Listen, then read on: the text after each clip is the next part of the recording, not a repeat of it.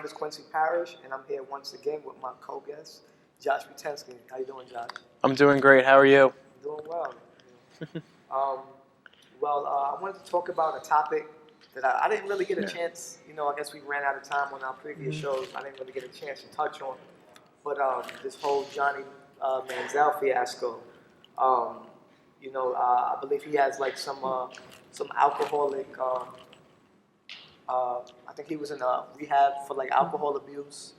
The Browns, they just cut him from the team last month. Um, I believe he had lost endorsements, so everything is just going down the drain for this guy. Do you see him? Do you think he can make some type of return to Johnny Football? That was his signature. I mean, the way he's going, it doesn't seem like that. Everything is literally just falling apart. With the whole, him dropping a rehab and,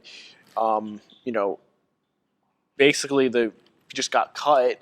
Yeah. His whole career is going downhill. It's going down. Yeah. I mean, he's still young though, so he definitely still has a chance. But it looks like he's gonna turn like Tim Tebow. Someone cuts him, and then he just becomes an analyst on ESPN like once a week. We don't want that. But I don't know, Johnny, man. More so, got people. They're not really concerned about his career right now. With alcohol abuse, people are fearful for his life. Even his own father came out and said that, he's concerned about his life. He doesn't even know if Johnny will get a chance to even see his 24th birthday. That's how serious of an issue that it is. So, as far as him getting on the field, first and foremost, he has to get his life together, and because he has a lot of stuff going on. I think he even had a domestic issue with his girlfriend.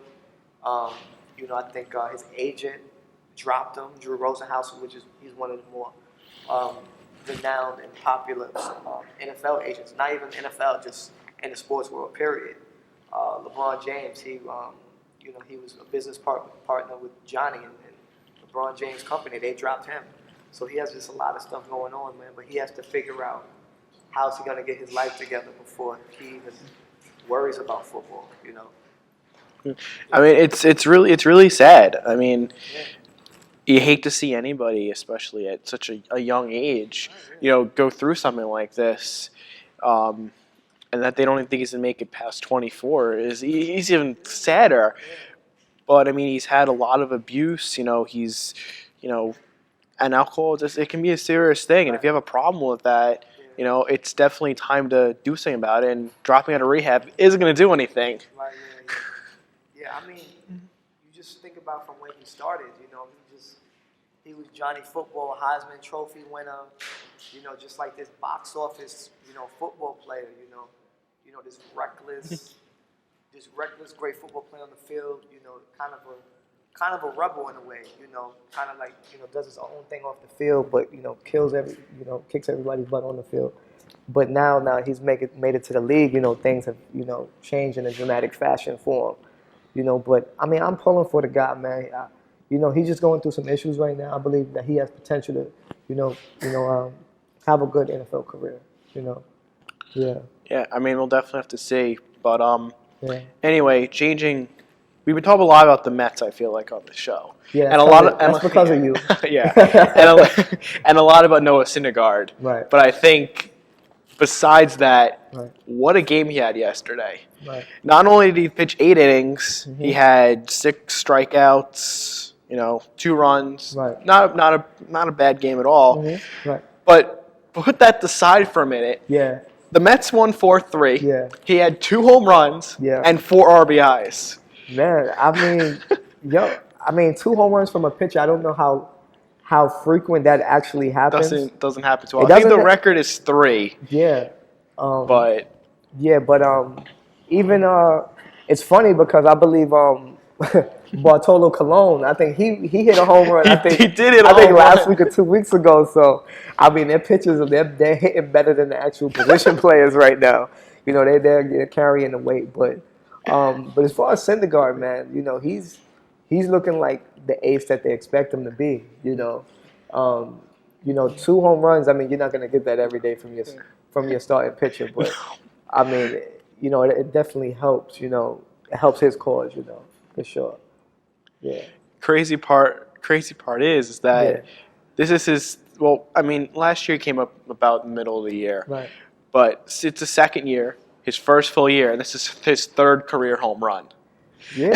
I mean, Josh, man, pitchers go their whole careers without hitting one. So that's a very significant. Pitchers go their whole career without even swinging a bat. Swinging a bat, yeah. So he has 3 home runs in like what less, maybe a year and a half. Yeah.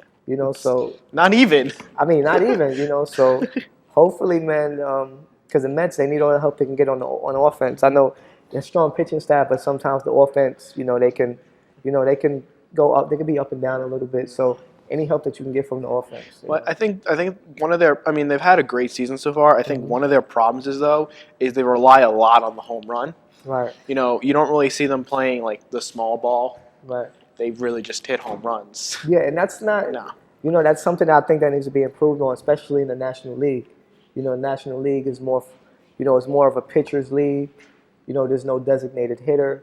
So, like the little things, bunting, moving the runner over, things like that they're more important in the National League. So just relying on the home run, I don't know how far you can go with that as far as offense goes, but if they can continue to pitch the way they are, man, they can, continue to be a great team. Definitely. And I also know that, you mentioned, how the National League is more of like the pitcher's league, but Right. I know the Major League Baseball is considering putting the DH in the National League. Mm-hmm. I think the Mets, or at least Noah Syndergaard. I mean, he could.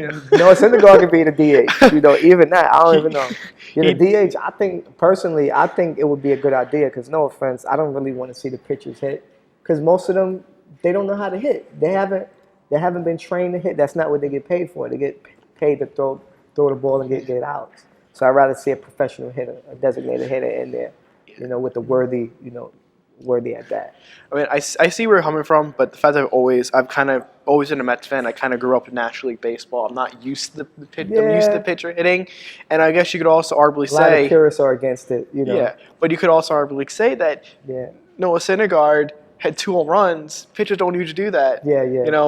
It's an anomaly, but I mean, Thor had his hammer going last it night. happens. Yeah. Speaking of pitchers, though, the Detroit Tigers. Max Scherzer. Actually, thank you. Had 20 strikeouts. Yeah. That is just insane. That's amazing. I think that ties the major league record. I believe Randy Johnson and Roger Clemens, they're also tied for that league. And that tells you the class that he's in. Randy Johnson, he's probably the best left-handed pitcher ever. Big fan of his. Roger Clemens, probably maybe the steroids are not, but probably the best pitcher we've had probably in the last 40, 50 years. So just that class that he's in, and I believe he had it against his old team, the Detroit Tigers. Yeah, I said Detroit. I meant the Nationals. Yeah, he plays for the Nationals now. He used to play for the Tigers. Now he plays for the Nats. Yeah. But so how ironic he has that type of game against his former team. It's I mean, it's awesome. Yeah. I mean, 20 strike is a huge accomplishment anyway. And Yeah. do that against your former team, it's like, hey, Yeah. you should have re-signed me. Yeah. I mean, he's been a great pitcher. I believe he won the Cy Young, I think, in 2014. I think his last year with the Tigers, he won the Cy Young. Yeah, I think 2013 or 14. I don't know if I'm mistaken, but one of those years. But a tremendous pitcher, man. He continues to get better year after year after year. So the Nationals, they seem like they have a bright future with him. I believe they signed co-ace Steven Strasburg to a big deal. I think $175 million. It's a really big contract. Big contract. Bryce Harper. Probably. He could arguably be the best player in the game between right now. him and Mike Trout, it's debatable. But just a young core that that can that's bring going them to a. I hate saying this, but bring them to a championship. Yeah, I mean, unlucky for the Mets, but great performance, man. 20 strikeouts. That's not something that you see every day. It takes a special type of pitcher to to put forth that type of performance. I mean, you think about it this way. I mean, really, the only way he could have done better is if he had a no-hitter or a perfect game. Right. But I mean, also that's 20 out of 27 outs. Yeah, he had a strikeout. He had a strikeout. Right. Okay. That's a pretty insane number if you ask me. Yeah. Yeah, man. But enough about baseball. But we're gonna transition over to a little basketball, playoff basketball. Steph Curry, he actually came back from his knee injury a couple days ago and just lit the Blazers up in his first game back. I believe he had 40 points in total, 17 points in overtime. How do how do you feel about Steph Curry going forward? I mean, he's. We look at his stats this year. Had such a great year. Right. Um, I definitely think he could.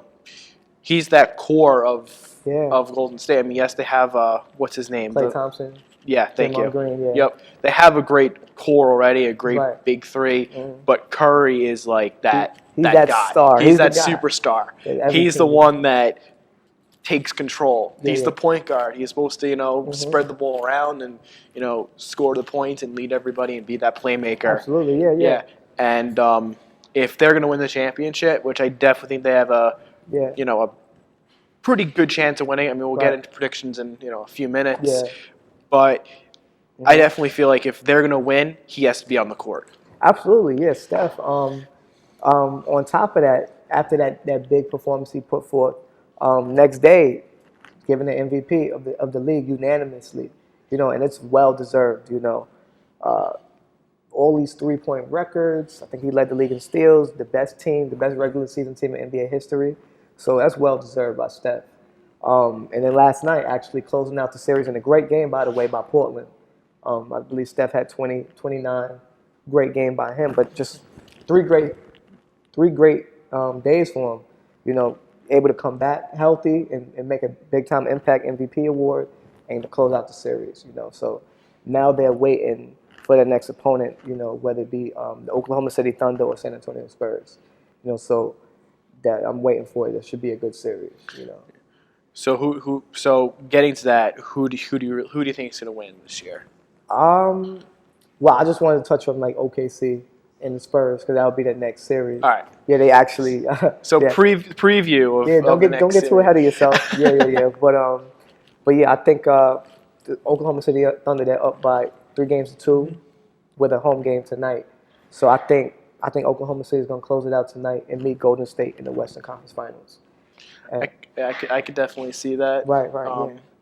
Mm-hmm. I would like to see LeBron win another championship. Right. I know his goal is to try to get up to. Yeah. He's trying to win one for Yeah. Cleveland. Yeah, That's actually exactly. his primary goal. Yeah. Right. But I mean, we'll see. I mean, I really don't. Yeah. Mm-hmm. So I'm going to say either the Cavs or the Warriors In the finals? In the finals, Yeah. and if Golden State's been playing as well as they have the whole season, Mhm. I have a feeling they'll end up Winning. winning. Yeah. This prediction, I also believe it'll be the Cavaliers and the Warriors. I'm probably going with my heart instead of my head. You're going to say My the head- Cavs. My head is telling me the Warriors. They've been the best team all year, the best player this year with Steph Curry. But my heart is with the Cavs, man. LeBron James, I don't think he can lose. That will be his third straight finals loss. And against the Warriors, they lost last year without, their second and third best players, Kyrie Irving and Kevin Love. I don't think LeBron can just go down once again. So I think, he'll bring it home for Cleveland once again. Well, not once again. Finally bringing it home for Cleveland because they've been starving for a championship in that city. But one thing I just wanted to add, though, Yeah. is I would like to see Durant and Westbrook win a championship Right. one day. Yeah. I don't think it's going to be this year, Mhm. but I'm sure it will. As long as Durant stays with Oklahoma, Yeah. it should be pretty I soon. mean, with Durant's free agency, who knows? But those two guys, they're too great not to win one. So They'll win one soon, day. yeah, soon. Anyway, it looks like that's all Yeah. the time we have today. This is our final show of the season. Thank you for being my host this year. Oh, thank you, man. No problem, man. It was an honor to be with you guys. Everybody from the OWT family, from you, Jake, Asha, Chase, Josh Richter. Everybody was great. It was a total team effort. And this couldn't be done without the help of everybody. So I'm appreciative of everybody's help and the effort that they put in to to make this a great show. So thank you. Well, we'll definitely miss you next semester because I know you're going to be graduating. Yeah, man. So it's gonna be your show. You know, you're gonna be the man. Hopefully you can come back though and be a guest. Yeah, definitely. You know, I'll come on and I could probably take your job as the host for a day. I could take my crown Take back. your I could take your my spot post back. back. Yeah, but you're gonna push me over back to this yeah, seat. you're gonna be back over there. But I mean, you should be fine, man. But I'll be fine. Yeah, you'll be great, man. All right. Well, thank you for watching our last episode of The Break this season. I'm Josh Butensky. I'm Quincy Parrish. And I'll see you next semester.